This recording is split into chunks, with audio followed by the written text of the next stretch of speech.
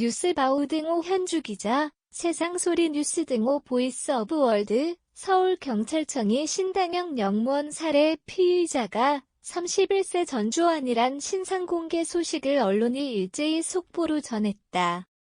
사전에 계획하고 그것도 공개된 장소에서 피해자를 잔인하게 살해하는 등 범죄의 중대성과 잔인성이 인정되진 시에 신상을 공개한다고 밝혔다.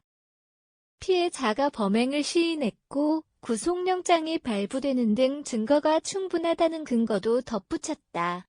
유사범행에 대한 예방효과 재범 위험성 등 공공이익 차원에서다.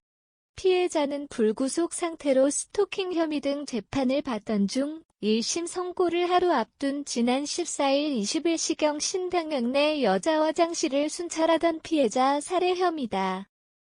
18일자 채널A 뉴스 7에 의하면 가해자가 구산역 전산망을 이용해 피해자 출근 시간을 확인 후 2차까지 방문한 사실이 밝혀졌다.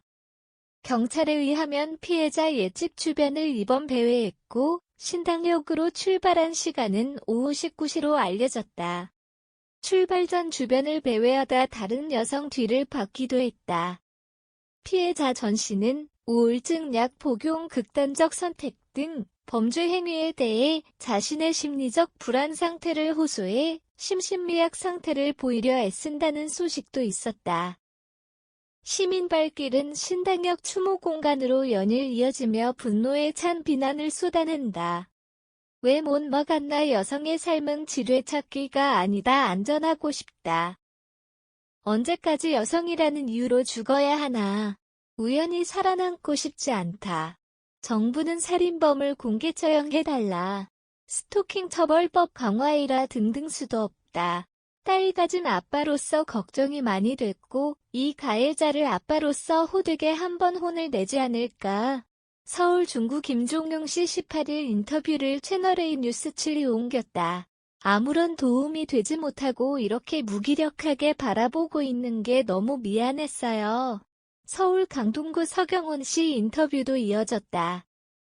가해자를 감싼 서울시 이상훈 민주당의 원에 대한 질책도 쏟아지고 있다. 안 받아주니 남자 직원이 폭력적 대응을 한 것 같다는 부적절한 언급이 나왔다.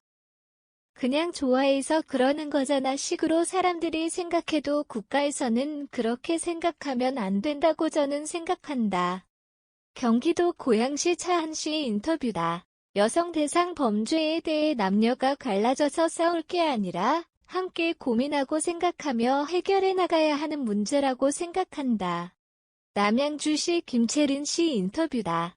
스토킹 범죄는 정지 조건 반의 사불법죄는 해지 조건이라고 한다. 사건이 일어난 때 범죄 효력이 발생해도 피해자와 합의하면 처벌이 선처되는 반의 사불법죄 이유다. 경찰 신고에도 끊임없이 피해자에게 접근하는 행위를 막기 위해 전문가들은 여성 문제와는 별개로 범죄 구성 요건에 반해 사불벌죄를 폐지해야 한다고 강조한다. 처벌 불원사를 들먹여 선처받을 수 있는 유일한 방법이 피해자와 합의밖에 없기 때문에 가해자가 수단과 방법을 가리지 않고 피해자에게 접근한다는 점이다. 이번 신당역 살인 사건도 가해자인 전 씨가 피해자와 합의에 이르기 위해 수백 회에 걸쳐 찾아갈 수밖에 없다는 식의 메시지를 보낸 것으로 알려져서다. 현주 기자 사코파워@아웃룩, 캄루즈바우.com